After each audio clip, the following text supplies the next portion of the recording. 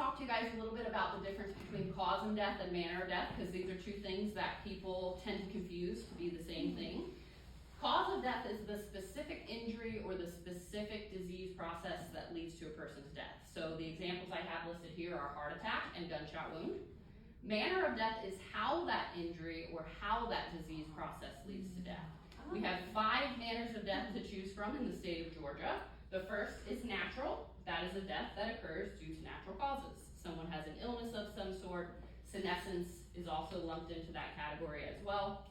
Accidental deaths are deaths that occur due to something we did not see coming. It was an accident. Suicides are deaths that are caused by one's own actions, and then homicide is the opposite of that, which is a death that's caused by another person's actions.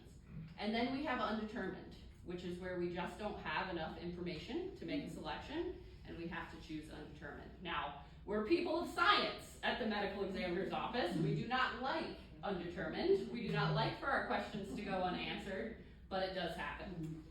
If we're looking at these examples I have here for cause of death, what manner of death do you think a heart attack would be? Natural. 99.9% of the time, a heart attack is going to be natural. I can think of one example in my entire career where a father and son were in a fight with each other. Son punched dad and he had a heart attack in that moment. That was ruled a homicide because it was in the act of the fight. All of the other times, it's going to be natural. But what about a gunshot wound?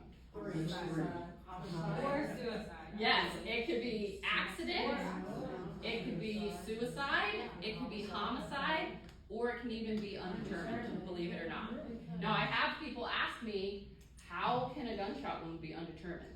And think about it this way. If we bring a person in for an autopsy, we can look at them and say, yep, that's a gunshot wound, but we can't tell you how that person got that gunshot wound from an autopsy alone. So that's where the scene investigation becomes so important. There's no natural way to get a gunshot wound, so we're never going to have natural, but all of the other options are possible, and that's where the investigation becomes so important. Great.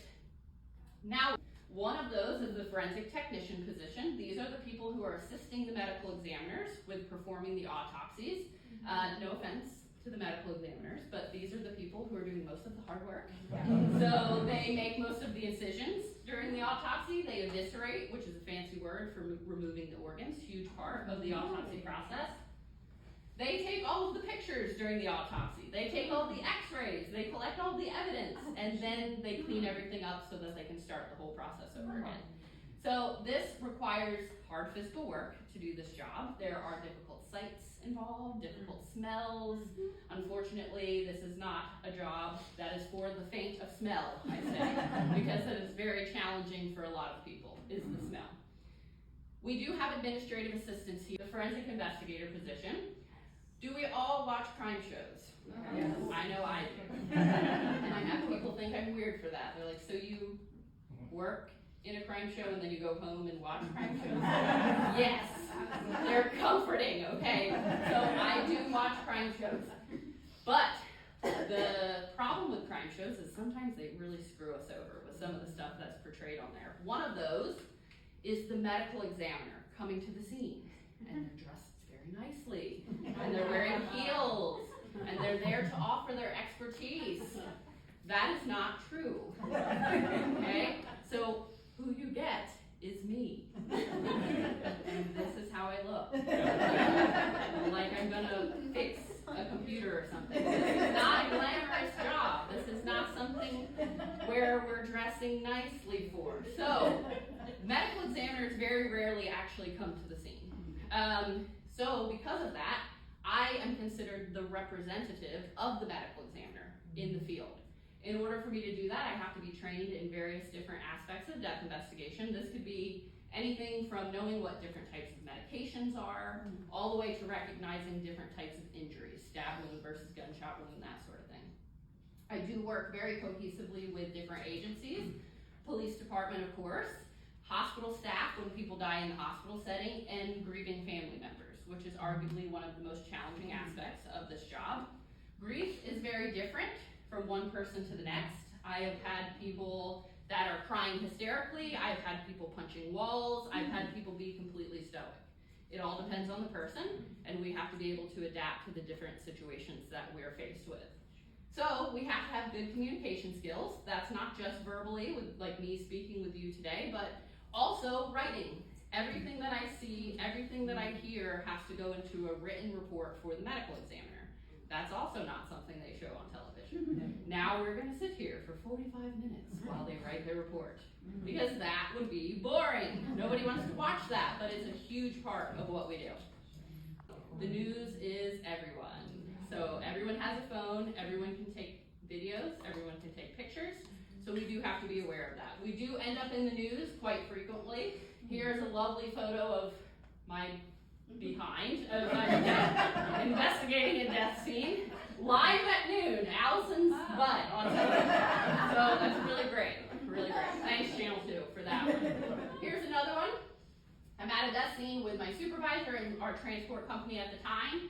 We were waiting outside of a homicide scene, and we could see the helicopters, we could see the people practically popping out of the bushes, so we knew that this was probably going to end up on TV. Here, two of my colleagues are actually loading a body into the back of the vehicle when this picture is taken. Not sure why the news was at this particular case or this scene, but it does go to show we have to be aware of our surroundings. This is another picture of one of my colleagues investigating a fatal car accident scene. More likely where we're going to get our picture taken, just because we're very easy to access. We're out in the open. Here's another colleague of mine taking pictures at a death scene. Now you've seen my pictures, that one, lovely, lovely. Then I saw this and I was like, this is like she's modeling for Forensics Weekly or something. This picture is so, I'm so jealous. This is Jillian, my colleague that I work with, so if she's back there when we go, you'll have to be like, I saw your picture. And that's great. They're getting very artsy with these. See, we got the police tape there, that's another good one. Two of my colleagues at a homicide scene. Just goes to show we have to be aware of our surroundings when we're in the field. From a day where nothing happens and we sit in the office for the entire 10 hours that we're here, or we can have the opposite where we don't see the office for 10 hours that we're on shift. It really depends on the day. Now that is something that is not for everyone. Some people want to go to work, clock in, do what they have to do, and leave. That is not this job. So we very rarely leave on time when we're supposed to. Sometimes we have to come in early. Sometimes we have to be on call. People do die at night, on weekends, and on Christmas. So it's a 24-hour operation here. So it's not the typical 9 to 5, if you'll put it that way. Yeah. All